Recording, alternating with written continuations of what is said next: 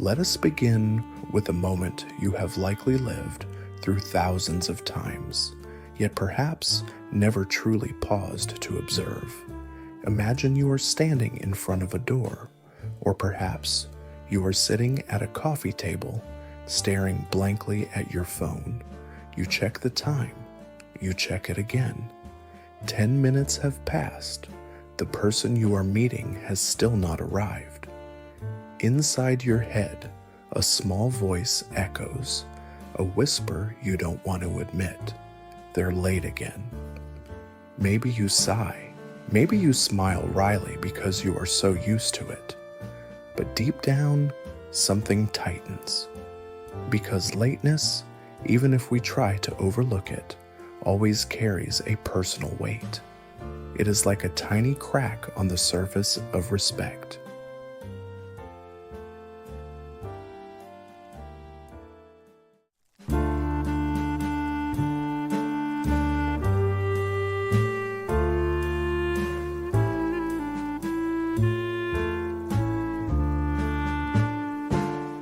But let's reverse the perspective. Let's put ourselves in the shoes of the person rushing breathlessly out there.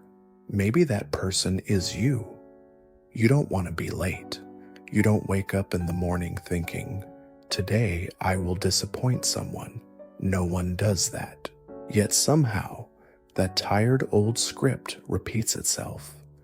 You enter the room, breathing heavily, sweat beading on your forehead, and the first sentence is always, "Sorry, I'm late." And then, as everyone's eyes shift toward you, or when you see that fleeting disappointment in the other person's eyes, a familiar feeling crashes in: guilt. It creeps into your stomach, making your heart beat faster, not from exercise, but from anxiety. Today, we will not talk about buying a new watch. We will not talk about cliché time management tips. We will journey into the dark side of psychology, deep into the emotional gears that are turning out of sync inside you. To understand that, lateness is not a problem of time. It is a problem of emotion, identity, and fear. Have you ever wondered why some people are always early while you are always racing against the final seconds? The truth is, we each possess an internal clock, and your clock is ticking to a different rhythm. For many, time is a cold countdown. Tick, tock, tick, tock. Every passing second is lost forever. But for you, the chronically late, time is like a river. It is soft, it is elastic. You feel that the river will always flow, always wait, so there is no reason to rush. You live in a place on the border between reality and dreams, where time is both a friend and a foe. And the poetic irony here is, you never intend to cause trouble. You are fighting a silent battle inside, a battle between pressure, fear, avoidance, and an unconscious longing for freedom. Let's look at your morning. This is where things start to go wrong. You wake up, you look at the clock. Your brain says, "Relax, it's still early." You believe you have more time than reality allows. You brush your teeth, wash your face, talking to yourself about what needs to be done. You tell yourself, "I'll finish everything just in time." But then, a trap appears. You remember an unanswered email, a shirt not yet ironed, a message from yesterday. And this deadly thought arises: it will only take a minute. But time does not work the way you imagine. You estimate time based on intention, not based on reality. Psychologists call this emotional miscalculation. You are planning for a perfect trip, no traffic, no forgotten keys, the elevator arriving immediately. You live in a hopeful version of reality where the universe will cooperate with you. Even if the universe hasn't done so for the last 100 days, today you still believe it will. That isn't laziness, that is optimism. An optimism so naive that it becomes harmful. But optimism is only one part of the story. There is another invisible barrier, far heavier, which I want you to pay special attention to because it directly affects your health and discipline. That is emotional transitions. Imagine your brain is a large ship. When the ship is sailing in one direction, q.e.g., lying down, scrolling through the web, reading a book, or simply sitting still, making it stop and turn to another direction, getting up to shower, leaving the house, requires a massive amount of energy. Stopping a current task and starting a new one is torture for your nervous system. You feel an invisible resistance. You linger. You hesitate. Every small action, leaving the bed, turning off the computer, stepping out the door, is an emotional negotiation. Maybe 5 more minutes? Maybe I'll just finish this video? You aren't being lazy. You are seeking comfort. You are trying to extend your safety zone for just a few more seconds. But those seconds accumulate into minutes, and before you know it, 10 minutes have passed. And this is where the price must be paid. When you realize you are late, how does your body react? Heart pounding, stomach churning, breath short and shallow. That is when adrenaline and cortisol, powerful stress hormones, are pumped straight into your blood. Do you know what is scary? You might be addicted to that feeling. You have become used to living in a fight or flight state. You are used to needing last-minute pressure to act. You use panic as fuel. But this fuel is toxic. It causes emotional exhaustion. It erodes your health every day, leaving you constantly tired, anxious, and foggy. You are poisoning yourself with your own procrastination. Let's go deeper. Let's peel back the outer layers to see the wounds inside. Why is stepping out the door so difficult? Some people are late because they are perfectionists. They stand in front of the mirror, adjusting the collar, smoothing the hair, checking the bag for the 3rd time. They want to step out into the world in the most perfect poised state. They want everything to be ready. But the irony is, the tiny details they try to fix steal precious minutes. Excessive care for the details kills the whole. They want respect for their polish, but they receive annoyance for their delay. And some are emotional avoiders. Let's be honest. Do you often run late for stressful meetings or gatherings where you feel pressure? If the answer is yes, then your lateness is a shield. Your subconscious is trying to protect you. It whispers, "Don't go yet. It's dangerous out there. It's uncomfortable." You delay leaving the house as a way to stretch the distance between you and the fear. Lateness becomes a buffer to soften the collision with reality. There are even those who are late because they fear emptiness. They fear the feeling of arriving early and having to sit and wait alone. That feeling makes them feel redundant, out of place, or judged by others. So they play a dangerous game, trying to arrive just in time. And in that game of chance, they usually lose. You see, lateness is not simple. It is a cry for help from an overloaded soul. It is a sign that you are carrying too much, worrying too much, and trying to control a life that is inherently chaotic. You are late not because you don't care. You are late because you are struggling to keep everything from collapsing. But whatever the cause, the result is always the same, and it is painful. It is the eyes of the person waiting. It is the awkward silence when you walk in. Lateness carries a social weight. Even if unintentional, it feels like a small betrayal, a broken promise, and then you turn to attack yourself. Why am I so terrible? Why can't I be disciplined like others? Guilt begins to eat away at your self-esteem. You label yourself a failure, irresponsible, but listen to me and take this to heart. Punishing yourself does not make you more punctual. It only makes you slower. The more guilty you feel, the more stressed you become. The more stressed you are, the more your brain wants to avoid. And the more you avoid, the later you are. It is a vicious cycle. It is time to stop. It is time to realize that people who are chronically late, strangely enough, are often very emotional people. You are willing to stay up all night to listen to a friend. You get lost in conversations and forget time. You are a dreamer, creative, and full of compassion. Your punctuality does not reflect your loyalty. It only reflects that your internal rhythm is out of phase with the outside world. Therefore, the first step of discipline is not harshness.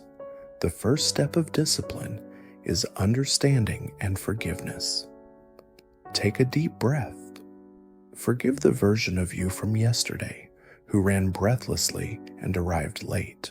That person tried their best within their capacity and awareness at that time. Now, you have a new awareness, and change begins from this moment. Let's talk about a fictional character you love very much. This character is named the future me. In your mind, the future me is a superhero. The future me will wake up early without an alarm. The future me will drive across the city in 15 minutes, even though it normally takes 30. The future me will be full of energy, focus, and discipline.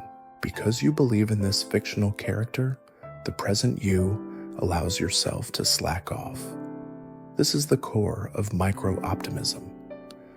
You look at the clock, 7:30. You need to leave at 8. Your optimistic brain whispers, 30 minutes is plenty to shower, eat breakfast, iron a shirt, and answer emails. Why do you believe that? Because you are imagining a perfectly smooth scenario. You forget that the shirt might be wrinkled, the elevator might be stuck, or the car keys might play hide and seek at the last minute. The cruel truth is, the universe does not care about your optimistic plans. Punctual people are not luckier than you. They are more pessimistic than you, in a positive way. They calculate time based on the worst-case scenario. They ask themselves, what if there's traffic? What if I forget something? And they add time for those risks. The transformation lesson. To start being disciplined, you must kill the illusion of the future hero. Plan for the laziest, most tired, and most forgetful version of yourself. If Google Maps says it takes 20 minutes, assume it is 35 minutes. That extra 15 minutes is not waste. It is emotional insurance. Do not trust tomorrow's luck. Trust yesterday's data. If it took you 40 minutes to get ready yesterday, it will be the same today. Do not try to stuff some 40 minutes into a 20-minute box. It will burst, and the person who gets hurt is your self-esteem. Now, let's touch upon a secret you may have never dared to admit. Why is arriving early so uncomfortable? Why would you rather rush breathlessly to arrive right at hour G than arrive 15 minutes early and wait? For many, waiting time is dead time. It feels like waste. But deeper down, it feels like exposure. When you sit alone at a coffee shop waiting for friends, or sit in an empty meeting room, who do you face? You face yourself. There is nothing to do, no busyness to hide behind. You feel redundant. You fear others looking at you and thinking, is this person so idle? Or this person seems too eager, so dependent on this meeting. It is this unconscious fear of awkwardness that drives you into the just-in-time game. You want to appear exactly when things start to blend into the crowd immediately, to avoid experiencing a solitary moment. Mindset shift. To escape the addiction of lateness, you need to redefine the concept of being early. Don't call it waiting time. Call it me time. Turn the 15 minutes of being early into a sacred ritual. It is 15 minutes you give to your nervous system to rest. It is a time when you can watch the crowd, read a few pages of a book, or simply close your eyes and breathe, undisturbed. When you are early, you are not redundant. You are the master of the game. You own that space before others arrive. You are calm, composed, while others, like you before, will rush in looking frantic. The feeling of sipping a drink, watching others rush in, is a feeling of power and freedom. Crave that feeling. We talked about how difficult transitioning states is, but how do we overcome it? Recall the feeling when you are in a warm blanket and have to get up to use the bathroom in winter. You hold it in, you delay. Why? Because of the temperature difference. Going to work or an appointment is the same. The emotional difference between home, safe, comfortable, and out, pressure judgment, is too great. To overcome this, we need to build some micro bridges. Don't force your brain to make the giant leap from lying around to driving to work. It will resist. Break it down. Step 1. Unconscious preparation. Don't let the morning become a battlefield of decisions. The night before, leave your clothes, keys, and bag right at the door. When everything is ready, your brain sees the action barrier lowered significantly. You don't need to think, what do I wear? Where are my keys? You just grab and go. Step 2. Trick the procrastination. When it is time to leave, but you are still glued to your phone, tell your brain, I'm not going anywhere. I'm just standing up and putting on my shoes. This small action breaks the inertia. Once the shoes are on, stepping out the door becomes 10 times easier. Step 3. Face the not ready feeling. This is the decisive blow. You often linger because you feel your hair isn't nice. You haven't finished answering messages. You aren't ready. Accept a truth. You will never feel completely ready. Discipline is action, regardless of emotion. Set a rule. When the clock strikes hour G, I will step out the door, even if my hair is messy or I haven't had water. Your imperfect presence is more valuable than your perfect absence. People need you, not a perfect version of you. The journey from a chronically late person to a punctual person is not a journey of learning how to read a clock. It is a journey of learning how to love yourself correctly. Look back at the times you were late. You have punished yourself enough. You have tormented yourself, felt ashamed, called yourself a failure. Did those things help? So no. They only made you fear the next appointment more. Today, I invite you to change the story. Instead of saying, I have to be on time because I'm afraid of being scolded, just judged, say, I want to be on time because I want to protect my heart from a panicked rhythm. I want to gift myself leisure. Discipline, in its highest form, is freedom. When you control time, you are no longer a slave to the rushes. You no longer have to bow your head in apology the moment you appear. You enter the room with your head held high, breathing lightly, and smiling confidently. That is not just punctuality. That is self-respect. Those who are often late are usually people who live by emotion, creativity, and spontaneity. Do not throw away those wonderful qualities. You don't need to become a soulless machine to be on time. You just need to learn to create a protective frame for that spontaneity. Punctuality is the picture frame. It helps the colorful painting of your life be seen fully and respected more. My dear friend, we have traveled a long journey deep into the consciousness. You have understood that your lateness is a defense mechanism, an emotional habit, not the essence of who you are. You are not broken. You are completely repairable. Change does not need to happen immediately with a revolution. It starts with a small decision for tomorrow. Try it just once. Tomorrow, choose one appointment.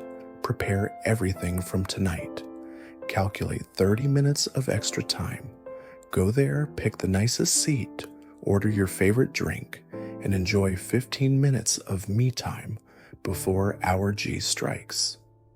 Observe the feeling of peace spreading in your chest at that moment. Memorize that feeling. It is far more addictive than adrenaline.